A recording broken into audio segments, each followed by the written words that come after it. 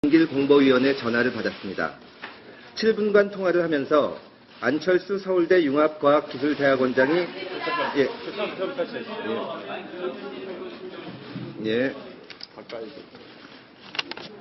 다시 하겠습니다. 죄송합니다. 저는 깊은 고민 끝에 오늘 이 자리에 서게 되었습니다.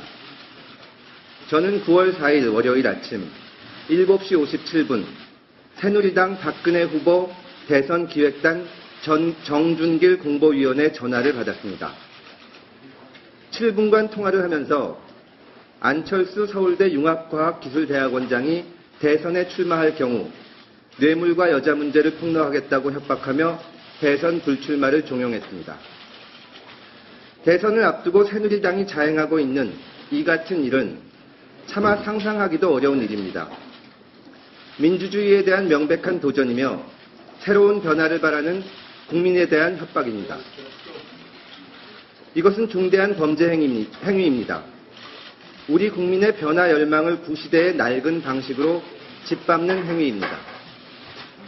안철수 원장에게 확인한 결과 이는 전혀 사실이 아닙니다. 한치의 의혹도 있을 수 없는 일입니다. 새누리당 대선기획단은 국민에게 사과해야 합니다. 또 이러한 범죄 사실에 대해 사전에 알고 있었는지, 공모했는지 공식적으로 밝혀야 합니다.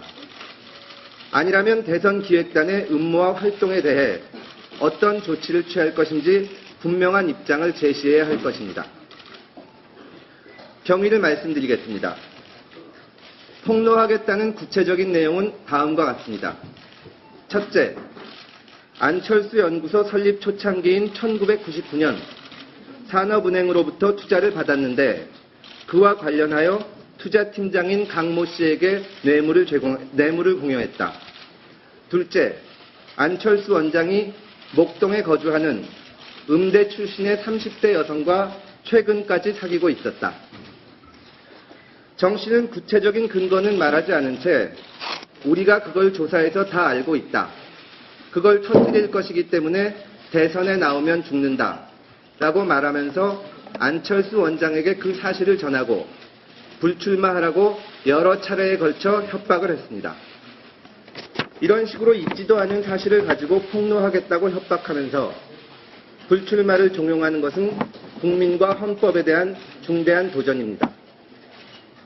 또한 최근 언론에 보도된 경찰의 안철수 원장에 대한 사찰 논란 및 우리가 조사해서 다 알고 있다는 정 씨의 언동에 비추어 볼 때 정보기관 또는 사정기관의 조직적인 뒷조사가 이루어지고 그 내용이 새누리당 측에 전달되고 있지 않느냐는 강한 의심이 듭니다. 최근 일부 언론에서 적법한 방법으로는 도저히 파악할 수 없는 개인정보를 보도하고 동일한 사안에 대해서 동시에 취재가 이루어지는 것에 대해서도 상당한 의구심이 듭니다.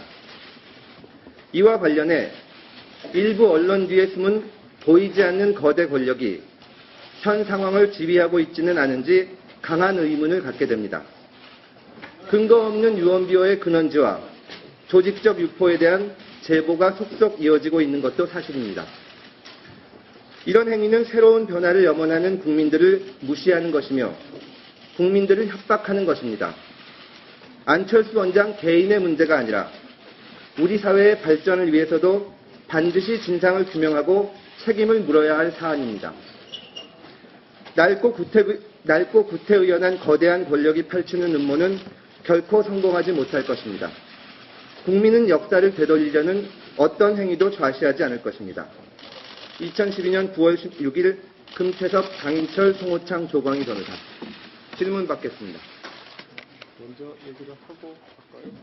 질문 먼저. 내가 먼저 하나. 예.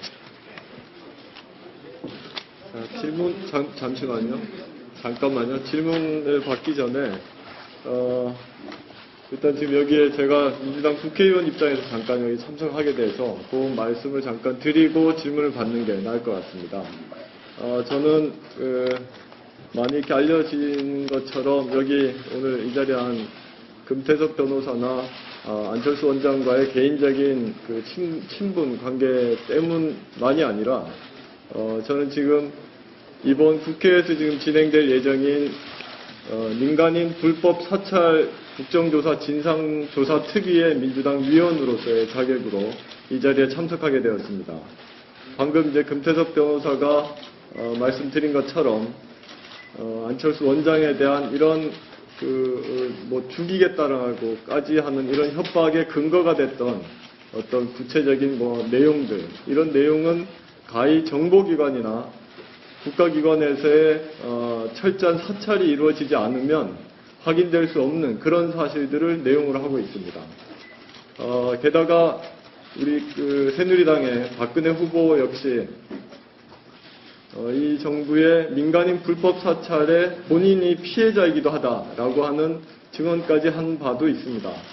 그렇지만 지금 이런 내용에 정치적인 협박을 하고 또 사찰을 하는 내용을 보면 이것이 과연 시계가 거꾸로 돌아간 박정희 군사정부 시절에 중앙정보부가 정치인을 사찰하고 죽음에 이르는 그런 어떤 협박과 강요를 하는 그런 현상이 다시 재현되는 것이 아닌가.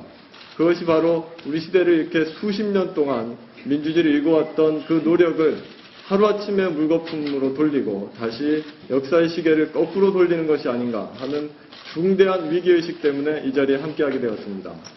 조만간 지금 정기국회가 진행되면서 민간인 불법 사찰에 대한 국정조사가 국회에서 이루어질 것입니다. 현재 박근혜 후보 캠프에서 가지고 있는 정보나 그런 내용이 어떤 경위를 통해서 어떻게 전달이 되었는지, 그리고 어느 기관에서 또는 어느 개인이나 집단이 그런 조사를 했는지를 이번 국회 국정조사를 통해서 철저하게 규명을 해야만 박근혜 후보가 스스로 불법 사찰의 피해자라고 하는 것이 피해자인지, 아니면 스스로가 민간인을, 그것도 대통령 후보로 거론되고 있는 유력한 사람에 대해서 스스로가 불법 사찰의 가해자인지 피해자인지 가해자인지 여부가 분명하게 밝혀질 수 있을 것이라고 봅니다. 얼마 전 이명박 대통령과 2시간 동안 독대를 하면서 그 내용이 오고 갔는지, 박근혜 후보가 이러한 안철수 원장에 대한 사찰, 뒷조사의 내용을 알고 있는지 그 여부에 대해서 분명하게 직접 해명하지 않으면 박근혜 후보가 지금껏 입에 담고 있는 국민의 통합 지도자로서의 모습이 전혀 아니라고 해야 될 것입니다. 뿐만 아니라 이런 민간인 불법 사찰, 이런 과거의 군사정부 시대에 있었던 이런 구태 정치의 행태가 다시는 우리 이 시대에 발붙이지 못하도록 하는데 책임 있는 자세를 취할 것을 촉구하는 바입니다. 예, 이상입니다. 예, 간단하게 질문 말씀하십시오.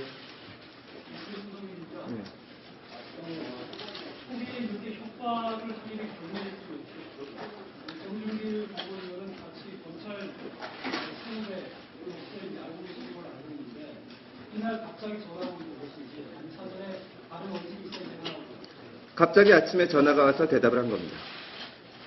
또 하나는 그 이후에 여러 차례 협박이라고 했는데 다른 국회에 협박이라든지 어떤 다른 위협이라든지 이런 게 있었는데 새누리당 대선 기획단 측에서 한 것은 지금 말씀드린 것이 전부입니다. 다른 질문. 녹취록은 없습니다. 이것은 제가 상상할 수 있는 내용이 아닙니다. 저는 법률가로서 오늘 말씀드린 내용에 한자도 틀림이 없음을 말씀드립니다. 말씀하세요. 여러 사람과 상의하고 많이 고민했습니다.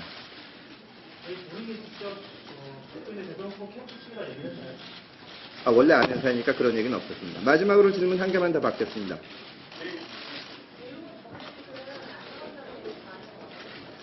처음에 9월 4일 아침에 말씀을 드렸을 때 정말인가요? 하고 다른 말씀은 없으셨습니다. 사실 여부를 재차 3차 확인을 했고 한치의 의혹이 없다는 것도 확인했습니다. 오늘 발표와 관련해서는 오늘 오전에 말씀을 드렸고 특별한 말씀은 없었습니다. 제가 드릴 말씀은 다 드렸고 여기서 마치겠습니다. 감사합니다. 예, 하나만. 그것은 여러 사람과 상의해보고 추후에 결정하겠습니다. 감사합니다.